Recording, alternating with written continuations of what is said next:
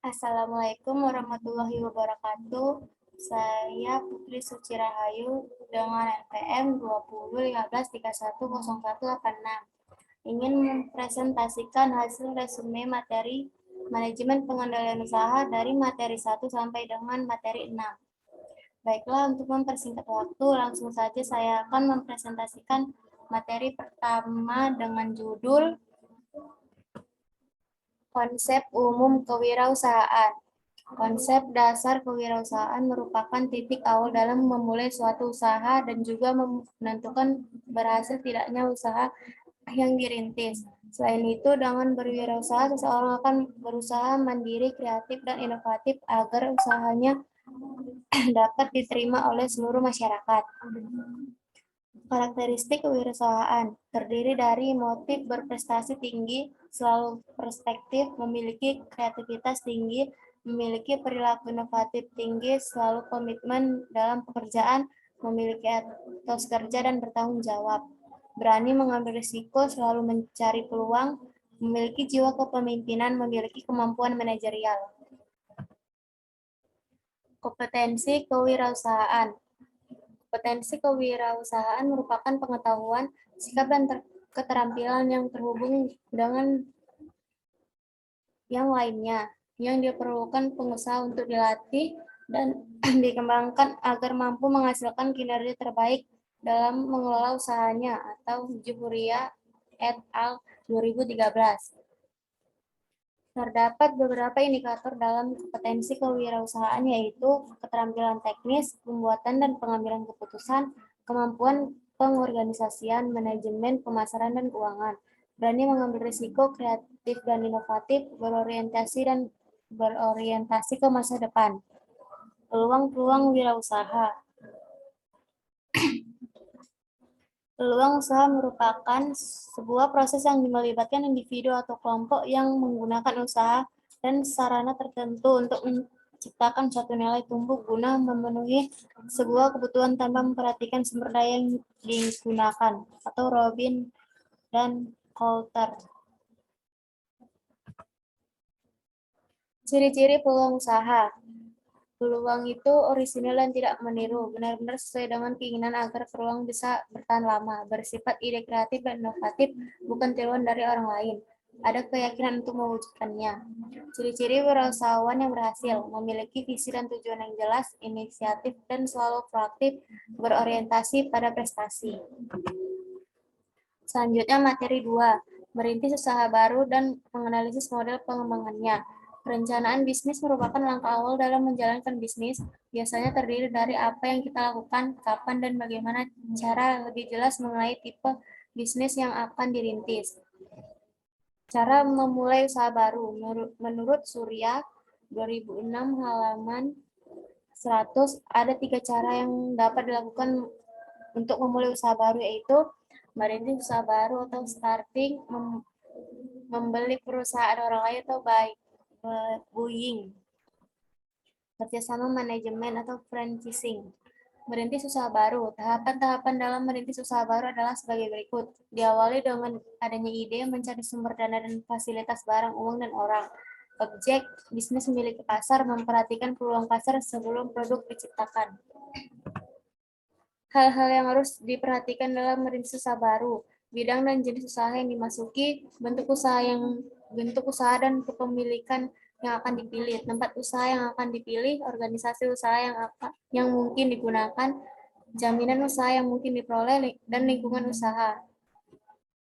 Membeli perusahaan yang sudah didirikan. Namun, sebelum melakukan kontrak jual beli perusahaan yang akan dibeli, ada beberapa aspek yang harus dipertimbangkan dan dianalisis oleh pembeli. Aspek tersebut meliputi: 1. Pengalaman apa yang dimiliki untuk mengoperasikan perusahaan tersebut.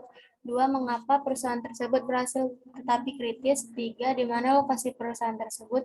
4. Apakah membeli perusahaan tersebut akan lebih menguntungkan ketimbang merintis sendiri usaha baru.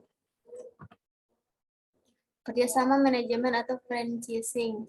Franchising merupakan suatu kerjasama antar entrepreneur atau franchise dengan perusahaan besar atau franchisor. dalam mengadakan persetujuan jual beli hak monopoli untuk menyelenggarakan usaha. Secara sederhana, model usaha ini dapat digambarkan sebagai kerjasama manajemen untuk menjalankan perusahaan cabang atau penyalur. Strategi untuk mempertinggi kesempatan sukses usaha baru. Menjadi objektif, membuat sederhana dan terfokus, fokus pada pasar yang menguntungkan, mengembangkan rencana pemasaran, memanajemenkan tenaga kerja secara efektif, membuat catatan keuangan yang jelas, tidak pernah menghambur-hamburkan kas, menghindari perangkap yang berulang-ulang dari pertumbuhan yang cepat, mengerti seluruh fase bisnis, dan merencanakan ke depan.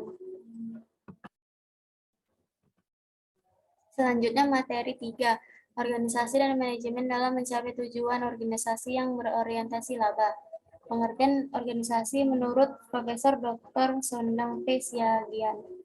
Organisasi merupakan suatu bentuk persekutuan antara dua orang atau lebih yang bekerja sama serta secara formal terkait dalam rangka pencapaian tujuan yang telah ditentukan, dan dalam ikatan itu terdapat seseorang atau sekelompok orang yang disebut bawahan.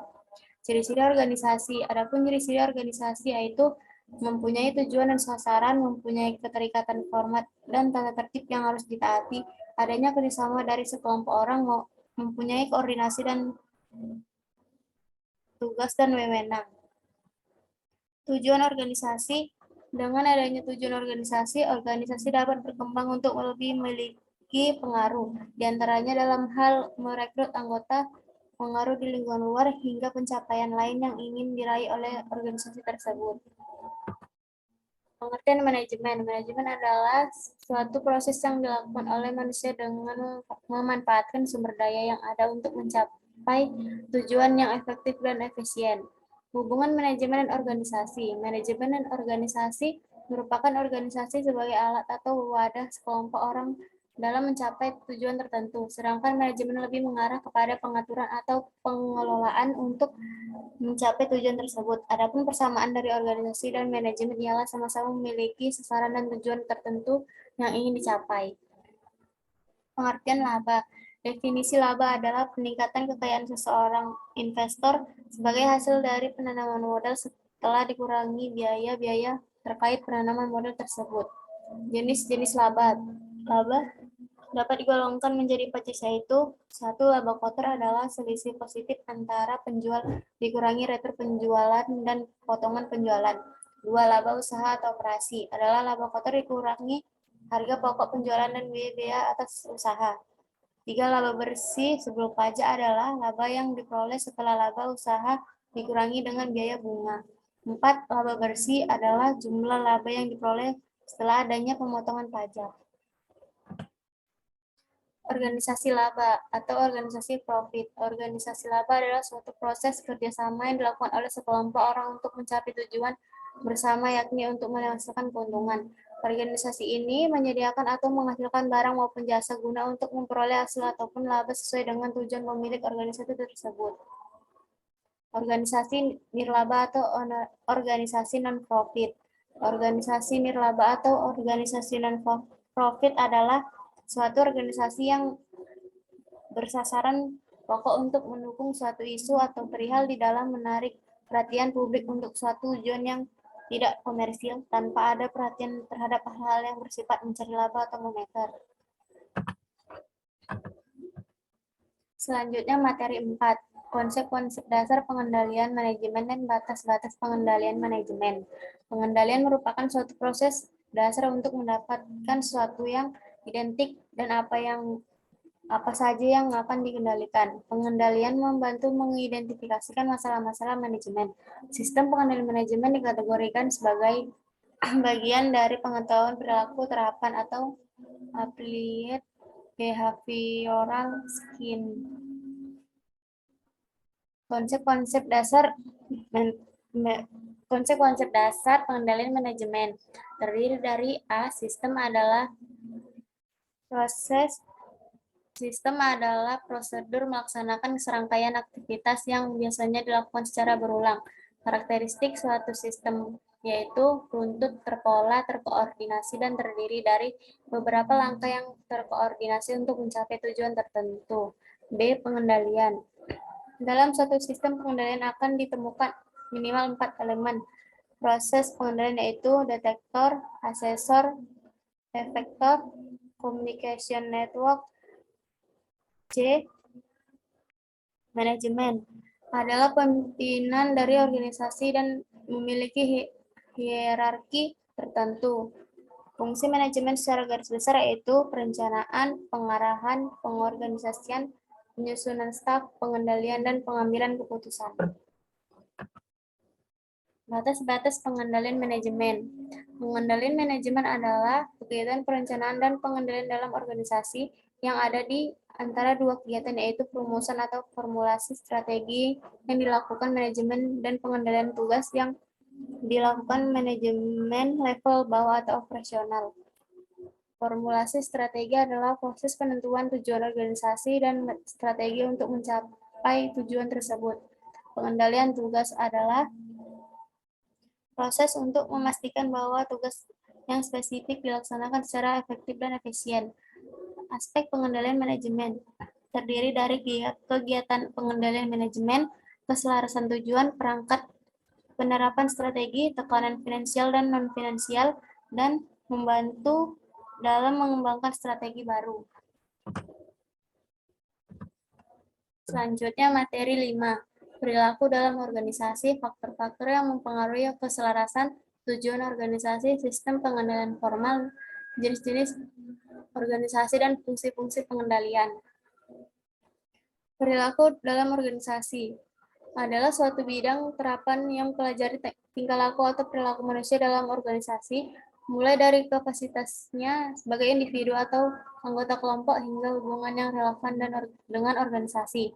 Faktor-faktor yang mempengaruhi keselarasan tujuan organisasi yaitu faktor eksternal adalah norma-norma mengenai perilaku yang diharapkan dalam masyarakat, di mana organisasi menjadi bagiannya. Norma-norma ini mencakup sikap yang secara kolektif sering juga disebut etos kerja yang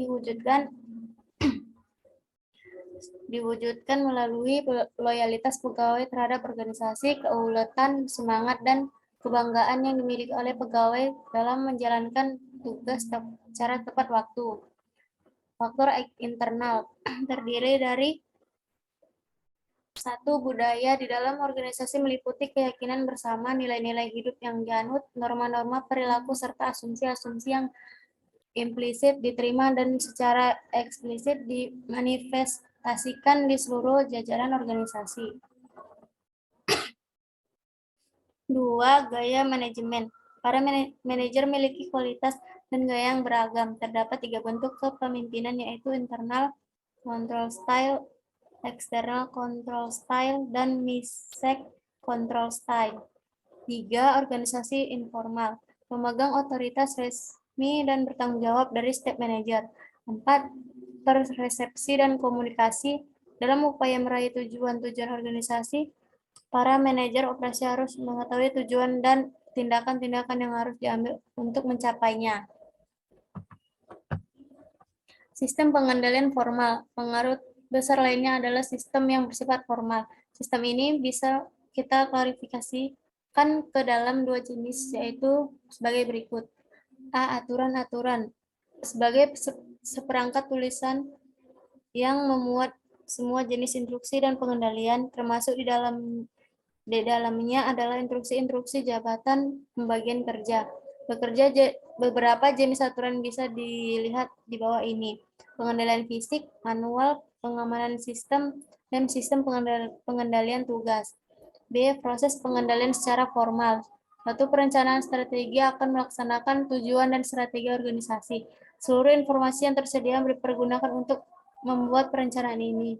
Perencanaan strategi tersebut kemudian dikonversi menjadi anggaran tahunan yang fokus pada pendapatan dan belanja yang direncanakan untuk masing-masing pusat tanggung jawab.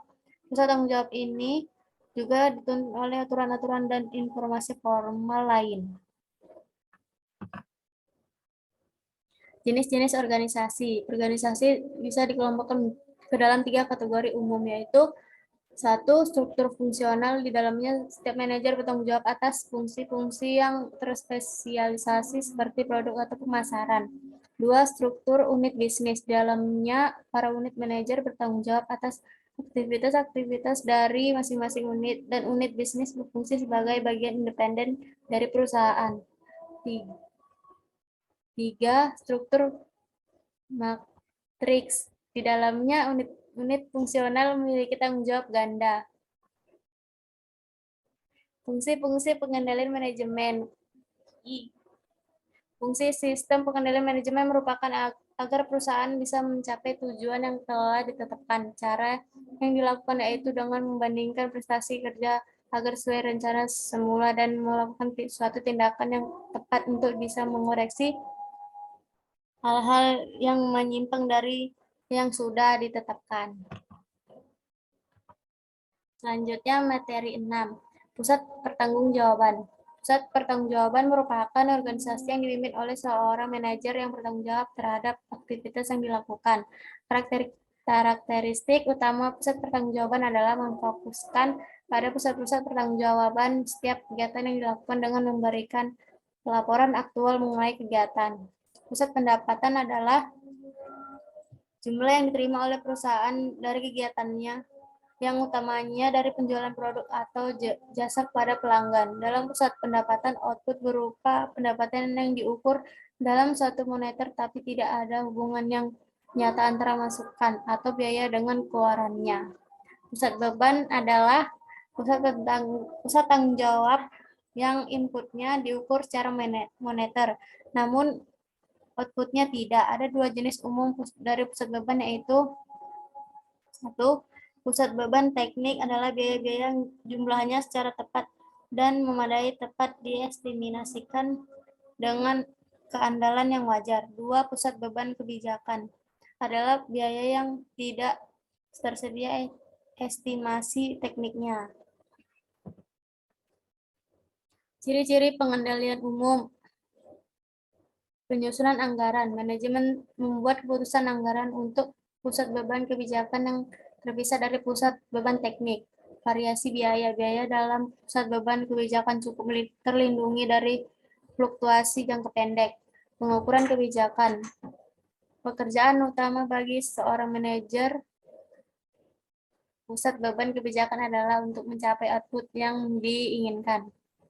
Pusat administratif dan pendukung adalah pusat biaya kebijakan yang berfungsi untuk memberikan jasa dan pusat pertanggungjawaban yang lain. Pusat penelitian dan pengembangan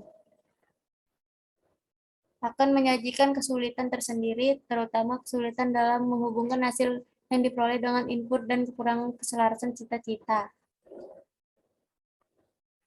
Pusat pemasaran terdiri dari kegiatan logistik adalah kegiatan untuk menyampaikan produk perusahaan ke pelanggan dan menagih pembayaran dari pelanggan. Kegiatan ini meliputi transportasi, penyimpanan, pengiriman, dan pembuatan faktur dan penagihan.